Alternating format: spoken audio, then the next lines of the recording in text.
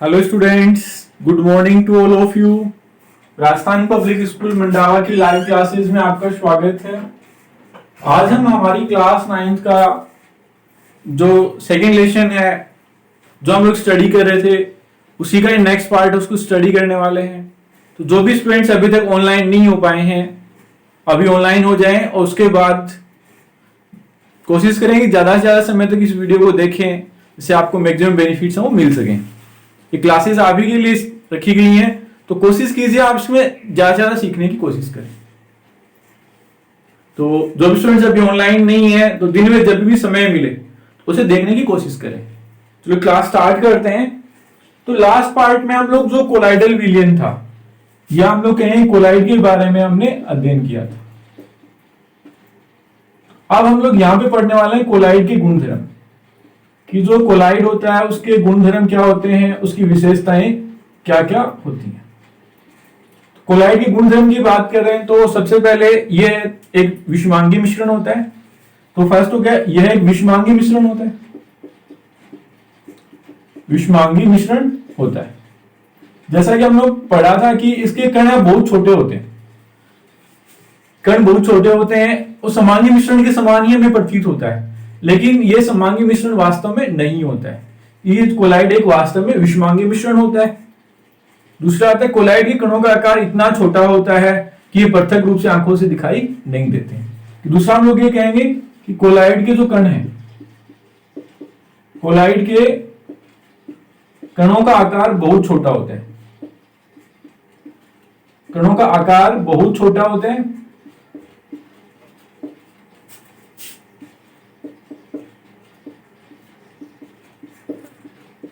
भाई ये जो भी ऐसे कोलाइड के जो कण हैं, जैसे हम उदाहरण ले रहे हैं कि जैसे कि आपका दूध है, दूध में आपका ऐसे जल और वसा उसमें मिली हुई रहती है। अभी जल और वसा का मिश्रण होता है ना दूध, तो अब उसमें जल में और वसा अलग अलग दिखाई नहीं देते हैं। दूध में जल और वसा अलग अलग दिखाई थोड़ी देते हैं, नहीं दिखाई देते ना। तो हम लोग ये कहेंगे कि उसमें वसा के जो कण है वो बहुत छोटे होते हैं, इसलिए हम उसे जो खुली आंखों से, नग्न आंखों से उसे नहीं देख सकते। तो एक तो हो गया कि कोलाइड एक विषमांगी मिश्रण होता है। दूसरा हो गया कोलाइड के में जो कणों के आकार है बहुत छोटा होता है, हम उसे खुली आंखों से नहीं देख सकते हैं। नंबर 3 है कि जो कोलाइड के जो कण है वो खुली आंखों से तो नहीं दिखाई देते, लेकिन इतने बड़े जरूर होते हैं कि उससे जो प्रकाश का जो विचलन है, कि प्रकाश की जो किरण है उसका जो बिखराव है वो हो सकता है। देखिए ये कण इतने बड़े होते हैं कि प्रकाश की किरण को फैलाते हैं तथा उसके मार्ग को दृश्य बनाते हैं। कि जो कोलाइड के जो कण है, कोलाइड कणों से प्रकाश किरण का मार्ग दिखाई देता है, प्रकाश किरण का मार्ग दिखाई देता है।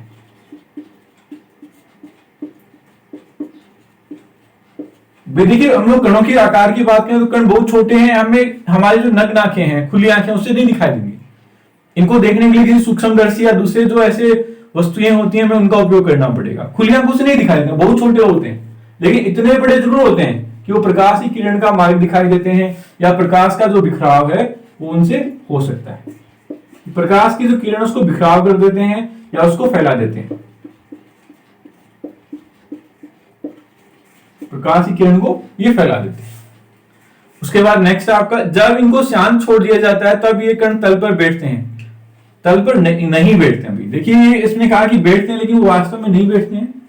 कि जब हम लोग कोलाइड के कणों को छोड़ देंगे तो ये ऐसे तल में नहीं बैठते हैं, तल में नहीं बैठते हैं।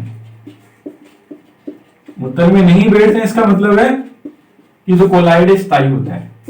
कोलाइड क्या होता है? स्थायी होता है। कोलाइड स्थायी होता है। ये तो नहीं कि दूध में ऐसे कभी ऐसे जल अलग हो गया और उसमें वसा अलग हो गई छोड़ने के बाद, ऐसा नहीं होता।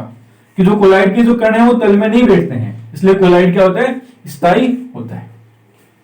थोड़ा सा इसमें अलग कर लेना कि ये नेक्स्ट आपका, ये छानने के द्वारा मिश्रण से अलग नहीं होती। ये छानकर कोलाइड कणों को अलग नहीं कर सकते। छानकर कोलाइड कणों का पृथक नहीं कर सकते हैं।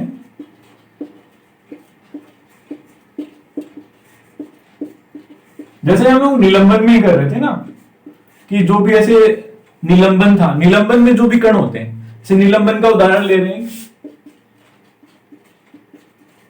निलंबन में जैसे हम लोग जल और मिट्टी का मिश्रण ले रहे हैं, तो जल और मिट्टी है, हम लोग निलंबन में उसको छान करके अलग कर सकते हैं। जल और मिट्टी है, निलंबन का उदाहरण हो गया, हम लोग चाहे तो इसको हम लोग छान करके अलग कर सकते हैं, लेकिन कोलाइड है उसको हम लोग छान करके अलग नहीं कर सकते हैं, को पृथक नहीं कर सकते छान कर था ना, छान कर कोलाइड कणों को पृथक नहीं कर सकते हैं। इसको पृथक करने के लिए अलग से जो विधि है, अपकेंद्रीकरण विधि है, उसके द्वारा अलग कर सकते हैं। जैसे आपने देखा होगा कि घरों पे ऐसे सेंट्रीफ्यूगेशन मशीन बोलते हैं, इसको अपकेंद्रीकरण की ऐसे मशीन बोलते हैं। आपने भी देखा होगा उसमें जैसे कि जो दही होता है, दही से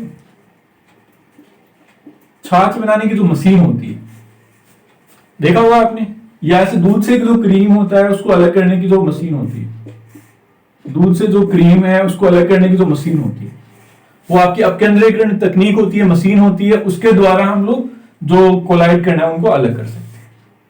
उसमें भी जो भारी कण होते हैं वो उसमें नीचे बैठ जाते हैं और हल्के कण उसके ऊपर तैरते रहते हैं। कोलाइड विलयन प्रक्षिप्त प्रावस्था और प्रक्षेपण माध्यम से बनता है। ये देखिए कोलाइड विलयन, उसमें दो चीजें होती हैं, एक तो प्रक्षिप्त प्रावस्था होती है, प्रक्षिप्त प्रावस्था, दूसरा था आपका प्रक्षेपण माध्यम। देखिए जो भी माध्यम क्या ऐसे जो अवस्था होती है वो तो होता है प्रक्षेपण माध्यम, और उसमें दूसरा जो विलय है उसकी जो अवस्था होती है वो होती है प्रक्षिप्त प्रावस्था होती है। विलय पदार्थ की तरह का घटक या प्रक्षिप्त कण जो कोलाइड रूप में होता है उसे प्रक्षिप्त प्रावस्था या डिस्प्लेस्ड फेज कहते हैं। ऐसे विलय पदार्थ का, वो ऐसे विलय पदार्थ की बात करते हैं कि कोलाइड में जो विलय होता है, कि जो भी इसमें जो ऐसे कण दूसरे ना, एक कण जैसे हम लोग कहें कि विलयन में था ना आपका, विलयन में आपका था विलय प्लस विलायक, तो वैसे ही उसमें देखिए जो विलय था वो यहां पर किसको रिप्रेजेंट कर रहा है, प्रक्षिप्त प्रावस्था को रिप्रेजेंट कर रहे हैं। कि जो भी ऐसे विलय के जो कण होते हैं जिस अवस्था में होते हैं उसे प्रक्षिप्त प्रावस्था कहते हैं। और वह घटक जिसमें प्रक्षिप्त प्रावस्था निलंबित रहता है उसे प्रक्षेपण माध्यम कहते हैं। और जिसमें ये विलय मिले हुए रहते हैं, देखिए ना, जो विलय होता है, जो मिला हुआ होता है, जो पदार्थ कम मात्रा में होता है, जो मिला हुआ रहता है, उसे तो हम लोग क्या कहते हैं, प्रक्षिप्त प्रावस्था कहते हैं। और जिसमें वो मिला हुआ रहता है, जिसे हम लोग विलायक की तरह जो व्यवहार करता है, जो अधिक मात्रा में पाया जाता है, उसे हम लोग प्रक्षेपण माध्यम कहते हैं। तो यहां पर देखिए कोलाइड में दो चीजें होंगी, तो प्रक्षिप्त प्रावस्था है, प्रक्षिप्त प्रावस्था, और दूसरा हो गया प्रक्षेपण माध्यम। कि जैसे जो विलय के जो कण होते हैं, या हम लोग कहें कि जो भी ऐसे कण जो मिले हुए रहते हैं, घुले हुए रहते हैं, वो तो होते हैं आपके ऐसे प्रक्षिप्त प्रावस्था। और जिस भी ऐसे द्रव्य में या ठोस में या गैस में ऐसे मिले रहते हैं, वो माध्यम होता है आपका प्रक्षेपण माध्यम।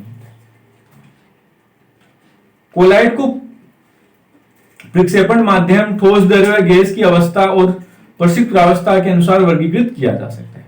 अब कोलाइड है, उसका जो वर्गीकरण किया जाता है उसके पीछे दो कारण है, प्रक्षिप्त प्रावस्था और प्रक्षेपण माध्यम। जो हम लोग हमारी सारणी है 2.1 है, उसमें हम लोग पहले ही पढ़ चुके है ना, उसमें प्रक्षिप्त प्रावस्था और उसमें प्रक्षेपण माध्यम। तो इनको हम लोग अलग अलग करके ऐसे पढ़ सकते हैं। तो इस प्रकार से हमारे कोलाइड के बारे में चीजें थी। उसके बाद अब हम जो हमारा जो ऐसे रिलेशन के जो टेक्स्ट बुक क्वेश्चंस हैं, इनको हम लोग स्टडी करने वाले हैं कि इसमें अब कौन कौन से क्वेश्चन आने वाले हैं। देखिए, तो फर्स्ट क्वेश्चन है आपका, उदाहरण के साथ विलय और उदाहरण के साथ समांगी और विषमांगी मिश्रणों को में अंतर समझाइए। तो हमें उदाहरण के साथ क्या करना है, समांगी मिश्रण और विषमांगी मिश्रण को में अंतर बताना है। समांगी तथा विषमांगी मिश्रण में अंतर बताना है। देखिए समांगी मिश्रण में क्या था, कि इसमें जो मिश्रण के में जो कण होते हैं वो समान रूप से फैल जाते हैं, जबकि जो विषमांगी मिश्रण होता है उसमें जो कण है वो समान रूप से नहीं फैलते। समांगी मिश्रण में था कि जो कण है, मिश्रण के जो कण है समान रूप से फैलते हैं, समान रूप से फैलते हैं, जबकि विषमांगी मिश्रण होता है उसमें समान रूप से नहीं फैलते हैं या असमान रूप से फैले रहते हैं।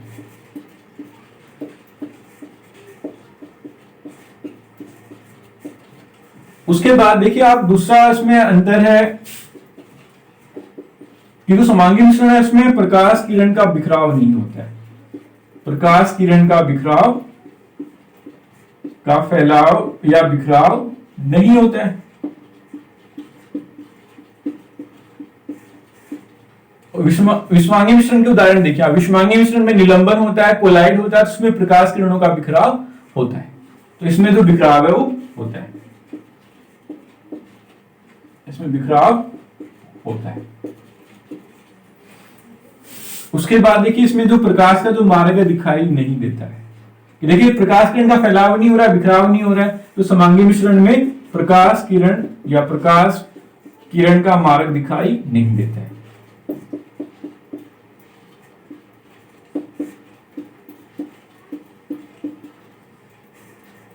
प्रकाश किरण का मार्ग दिखाई नहीं देता है, और उसमें यह है कि विषमांगी मिश्रण है उसमें प्रकाश किरण का मार्ग दिखाई देता है। उसके बाद अगर हम लोग सिंपल सा और उदाहरण लें तो इसमें उदाहरण लेंगे तो आपका समांगी मिश्रण में जल और जल में चीनी का मिश्रण हम लोग ले सकते हैं, या चीनी और जल का मिश्रण ले सकते हैं। इसमें हम लोग लेंगे जल और मिट्टी का मिश्रण, हम लोग विषमांगी मिश्रण में लेंगे। उसके बाद देखिए विलयन, निलंबन और कोलाइड एक दूसरे से किस प्रकार से भिन्न है। जो विलयन है, कोलाइड है और निलंबन है, एक दूसरे से किस प्रकार अलग अलग होते हैं वो देखिए। तो विलयन हो गया आपका समांगी मिश्रण।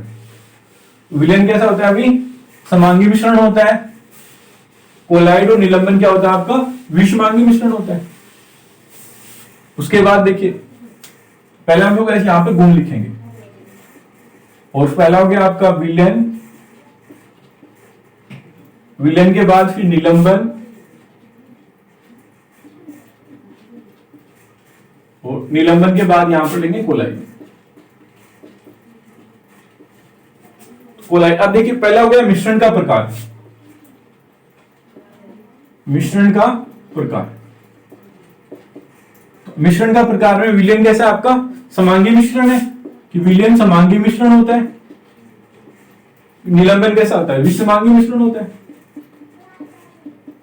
विषमांगी मिश्रण। और कोलाइड भी कैसा होता है आपका विषमांगी मिश्रण। एक अंतर हो गया अभी कि जो कोलाइड है, निलंबन है, विषमांगी मिश्रण होते हैं, जबकि विलयन है समांगी मिश्रण होता है। दूसरा हम लोग देखिए कणों का आकार, कणों का आकार, कि जो विलयन है उसके कण बहुत छोटे होते हैं, बहुत छोटे होते हैं, बहुत छोटे, तथा ऐसे खुली आंखों से, नग्न आंखों से नहीं दिखाई देते हैं, नग्न आंखों से नहीं दिखाई देते हैं।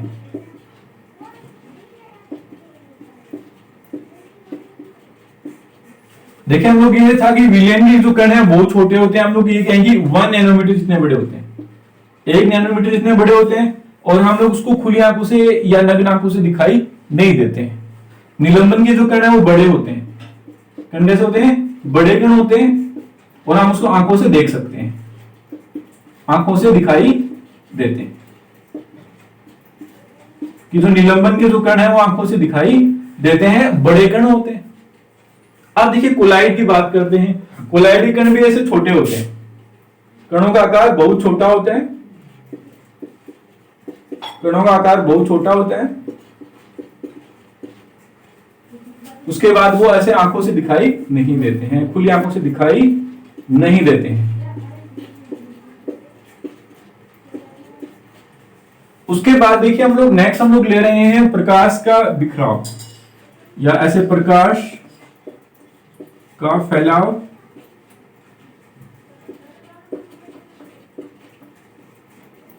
आप देखिए जो विलेन है समांगी मिश्रण है तो उसमें प्रकाश का फैलाव नहीं होता है, प्रकाश का फैलाव नहीं होता है।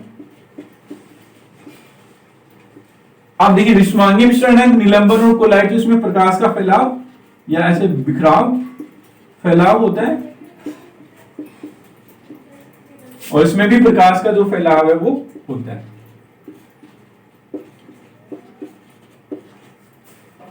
नेक्स्ट अब देखिए कि ये तो इतने सारे तो हो गए, अब ऐसे मिश्रण का स्थायित्व की बात करते हैं कि जो मिश्रण जो बनेगा वो स्थायी होगा या अस्थायी होगा। तो विलेन है उसमें जो ऐसे कण समान है उससे फैले रहते हैं और वो ऐसे खत्म नहीं होता, तो ये क्या होता है आपका, ये स्थायी मिश्रण होता है। ये स्थायी होता है भी कि जो विलेन है वो ऐसे स्थायी होता है कि कुछ समय के बाद विलेन का जो ऐसे मिश्रण है वो ऐसे तल में जमा नहीं होता है। तो ये क्या होगा, विलेन क्या होता है, स्थायी होता है। निलंबन क्या होता है, ये अस्थायी होता है, अस्थायी होता है। कुछ समय के बाद ये जो निलंबन के जो कण है वो उसमें नीचे तल में जमा होने लग जाते हैं। और कोलाइड है ये भी क्या होता है आपका, स्थायी होता है। ये कुछ ऐसे बेसिक से जो अंतर है और इनको आप काम में लेकर के जो डिफरेंस है उनको आप बता सकते हैं। तो आप इसमें ऐसे कि मिश्रण का प्रकार, कणों का आकार, उसके बाद प्रकाश का फैलाव, तो इस स्थायित्व आप ले सकते हैं। इसमें आप चाहो तो प्रकाश का जो मार्ग है वो भी ले सकते हैं कि प्रकाश का जो मार्ग है विलेन में दिखाई नहीं देता है, निलंबन और कोलाइड में प्रकाश का जो मार्ग है वो दिखाई देता है।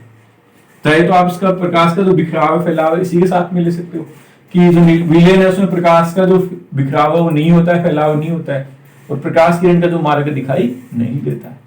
इसमें भी आप साथ में बना सकते हो। आप चाहो तो इसके बाद एक एक उदाहरण लिखना चाहो तो आप उदाहरण ले सकते हो। विलेन हो गया आपका जल और चीनी का मिश्रण, निलंबन में हम लोग लेंगे मिट्टी और जल का मिश्रण, दूध लेंगे हम लोग कोलाइड का, ऐसे उदाहरण ले सकते हैं। या लोग इसमें जल और शाही का उदाहरण ले सकते हैं। जल व शाही का मिश्रण होगा,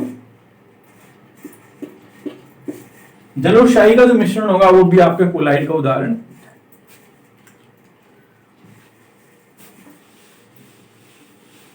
ये आपके जैसे दो क्वेश्चन हो गए पूरे। उसके बाद थर्ड क्वेश्चन देखिए भाई। थर्ड क्वेश्चन में क्या है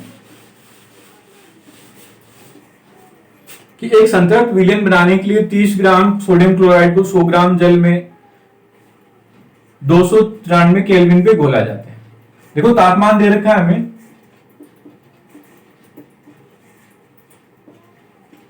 293 केल्विन। उसके बाद देखिए जल की मात्रा देखिए कितनी है। जल हमें दे रखा है जो हमारा विलायक है, जल यहां पर क्या है, विलायक का कार्य कर रहा है, जल की मात्रा है 100 ग्राम। और उसके बाद है आपका सोडियम क्लोराइड है,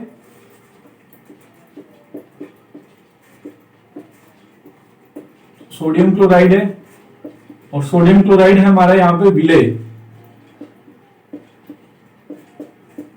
और इसकी मात्रा इसने दे रखी है 36 ग्राम। अब देखिए हमें क्या करना है कि हमें इसकी सांद्रता ज्ञात करनी है। तो सांद्रता ज्ञात करने के लिए हमें पहले क्या करना पड़ेगा, विलेन बनाना पड़ेगा इसका। तो विलेन बराबर होगा विलेय प्लस विलायक।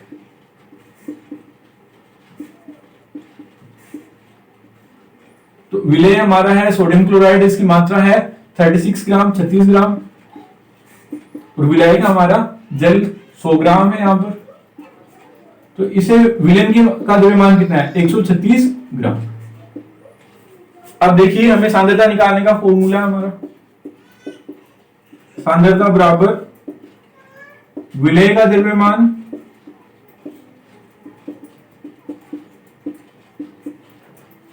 बटे विलेन का द्रव्यमान। विलेय का द्रव्यमान बटे विलेन का द्रव्यमान। तो विलेय यहां पर क्या था, सोडियम क्लोराइड है, सॉरी साथ में। अब देखिए विलेय कितना है हमारा, 36 ग्राम है, 36 ग्राम है। विलेन कितना है, 136 ग्राम है, गुना 100। अब आप इसको जब सोल्व करेंगे तो आपको ये जो सोडियम क्लोराइड है उसकी सांद्रता हमें प्राप्त हो जाएगी। तो इसको आपको सोल्व कर लेना। उसके बाद हम लोग नेक्स्ट हमारी हेडिंग है मिश्रण के घटकों को पृथक्करण करना, कि जो भी ऐसे मिश्रण बनते हैं उनके जो घटक होते हैं तो उसको हम लोग किस प्रकार से पृथक कर सकते हैं। नेक्स्ट हमारा हेडिंग है मिश्रण के घटकों का पृथक्करण।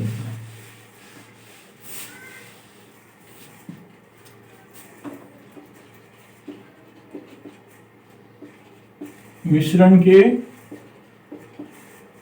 घटकों का पृथक्करण।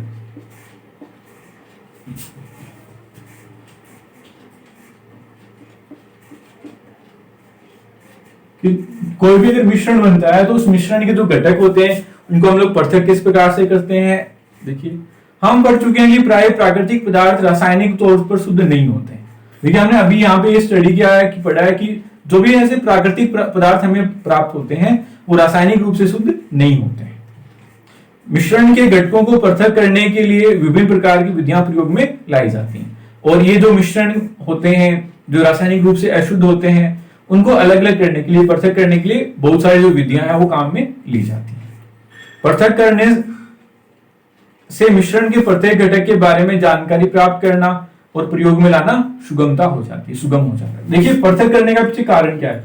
एक तो जो घटक हैं घटकों के बारे में जानकारी प्राप्त कर सकते हैं,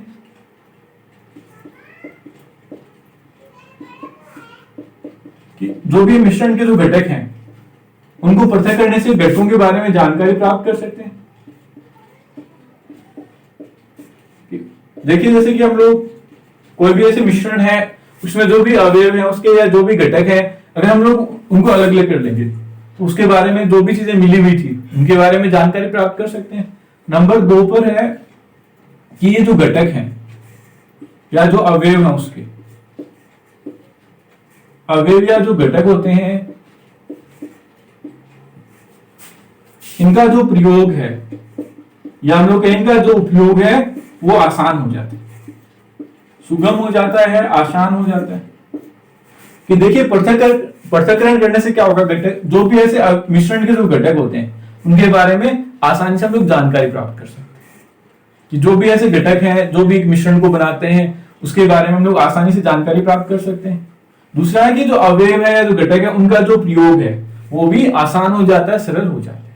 अब कोई आपसे पूछे कि एक मिश्रण के जो घटक होते हैं उनको पृथक्करण करने की आवश्यकता क्यों होती है, तो उसके पीछे 2 कारण है कि मिश्रण के जो घटक है उनका पृथक्करण करने के बाद जो घटक है उनके बारे में हम लोग जानकारी प्राप्त कर सकते हैं। दूसरा कि जो घटक है उनका जो प्रयोग है या वो उपयोग है वो सुगम हो जाता है, आसान हो जाता है।